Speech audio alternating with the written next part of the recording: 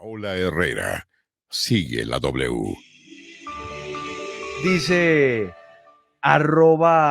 @Iwersg, numeral populismo es acabar la corrupción sin tener ni idea de cómo hacerlo. Y dice @Rosso32, numeral populismo es un término mal utilizado en la actualidad. Acá lo van a entender y pone el enlace a este programa de Sigue la W. Pero bueno, Paola, cae el dólar, suben las acciones. Hoy estamos teniendo un día bastante particular, por lo menos en el escenario de la economía, y vale la pena echarle un vistazo.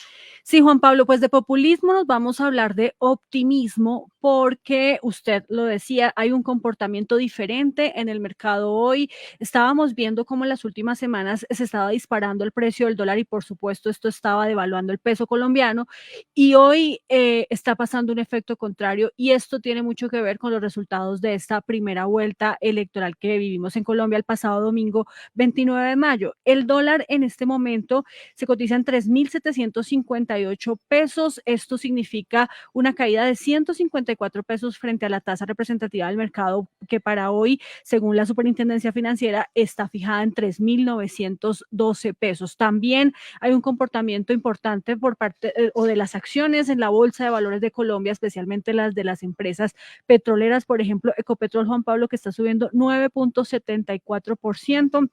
Esto es bastante importante y todas también al alza, no solamente la de las petroleras, sí, toda la bolsa. Y esto pues también vamos a preguntarle a nuestros invitados si tiene que ver con el optimismo que hay en el mercado. Uno casi nunca habla, Paola, del índice que marca nuestra bolsa de valores, pero el Colcap. El Colcap, Paola, ¿cómo está el Colcap? El Colcap está subiendo en este momento casi un 5%, Juan Pablo, 4,98% según lo que se ve en este momento aquí en la página de la Bolsa de Valores de Colombia, y eso es muy importante porque muestra, como nos lo decía nuestro primer invitado, tal vez que hay una tranquilidad por parte del mercado, de los inversionistas en Colombia que están viendo que se logró, como decía el profesor Giraldo, por lo menos ya chulear esa primera ecuación que necesitábamos, era la del cambio. Pero eso es así, preguntémoselo a nuestros analistas, expertos, invitados que están en este momento aquí con nosotros en Sigue la W. Saluda a José Ignacio López, director de investigaciones económicas de Corfi Colombiana. Gracias por estar con nosotros y bueno, ¿qué es lo que está pasando para que el mercado haya reaccionado así frente a los resultados de la primera vuelta, José Ignacio? Listo, buenas tardes, Paola, y buenas tardes, Juan Pablo. Los inversionistas y los mercados estaban, digamos, preocupados por dos escenarios. Uno era, se había configurado unos rumores importantes y una preocupación frente al tema de un eventual fraude, frente a una desconfianza de la institucionalidad electoral en Colombia, que tiene una larga tradición. Entonces, muchos inversionistas, de hecho, pues nos consultaban, nos preguntaban que cuál era la probabilidad de que hubiera fraude en las elecciones, de que un robo, de que hubiera algún tipo digamos, de interrupción en una tradición democrática larga. Y pues yo me atrevería a decir que eso no ocurrió, ¿sí? Las discusiones han estado gravitando en torno a la segunda vuelta, las perspectivas y más, pero efectivamente pues creo que no ocurrió. Entonces eso le da un parte de tranquilidad a los mercados muy claro, donde se evita ese primer escenario. Y el otro escenario era también un temor por parte de muchos de los inversionistas. Había la preocupación de que una victoria en primera vuelta de Gustavo Petro llevara o le diera legitimidad a unas propuestas que en materia económica son preocupantes.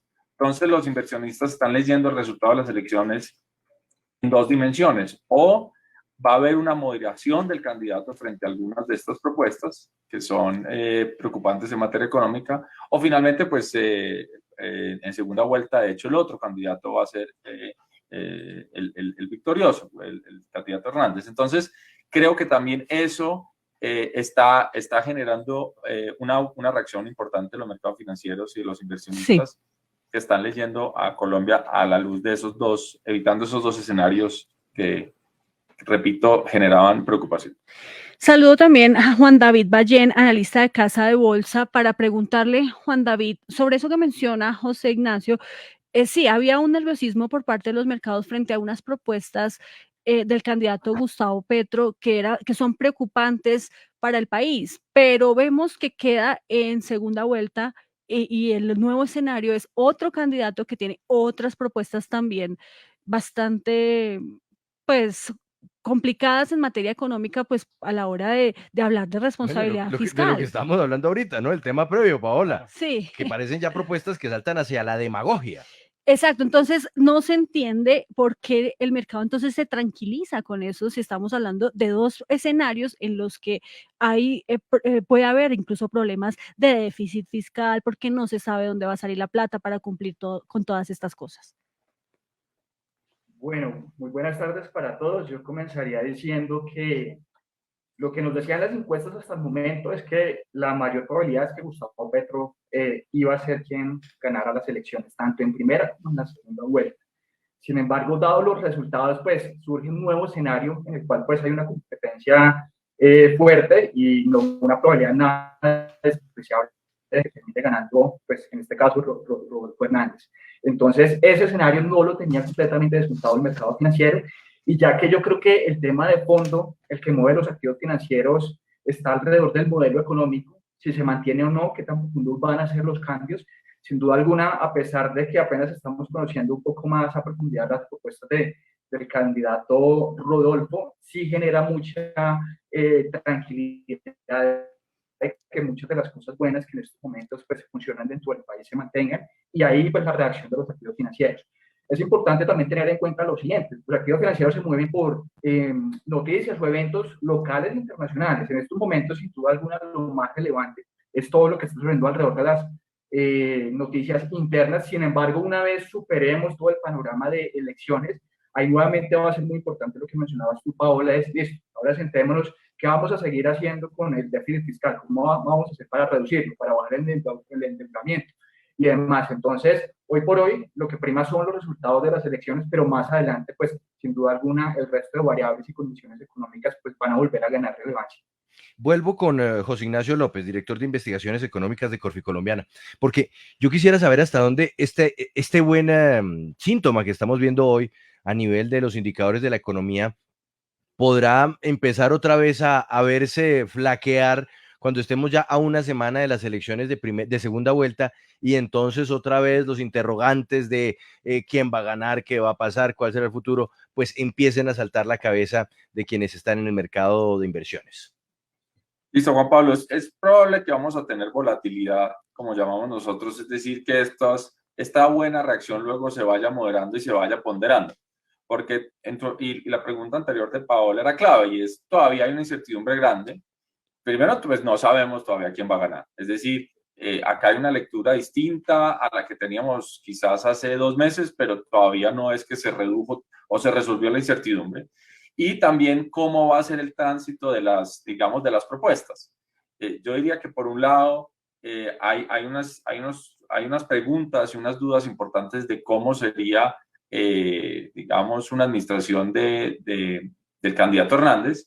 Y pues en la medida que la campaña nos vaya dando más indicativos, pues podemos tener o más o menos una respuesta a muchas de esas preguntas. Entonces, creo que todavía va a haber volatilidad en las siguientes semanas, sobre todo pues cercano a la elección, y eso es típico del perfil de cómo se posicionan los inversionistas en las elecciones, pero pues lo que está claro es que en la medida que hemos despejado, como repito, como decía al comienzo de mi intervención, algunas dudas, pues eso da ya algún parte de tranquilidad.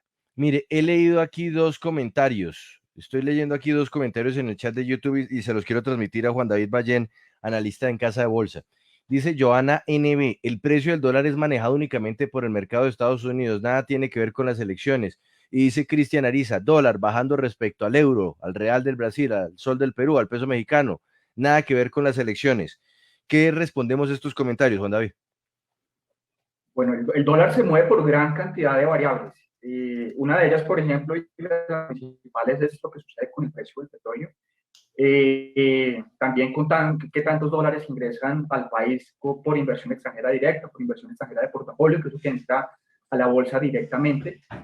Y el tema político también es un factor relevante y determinante, y sobre todo las inversiones que tienen los extranjeros hacia Colombia. Entonces, dependiendo de los resultados de las elecciones, pues veremos más inversión extranjera o no. Y de ahí, pues, los movimientos que al final termina viéndose precisamente en la divisa. Entonces, sin duda alguna, pues la correlación o el dólar, se mueve como con una corriente global. Sin embargo, los fundamentales, las noticias, los eventos internos son determinantes para su tendencia futura.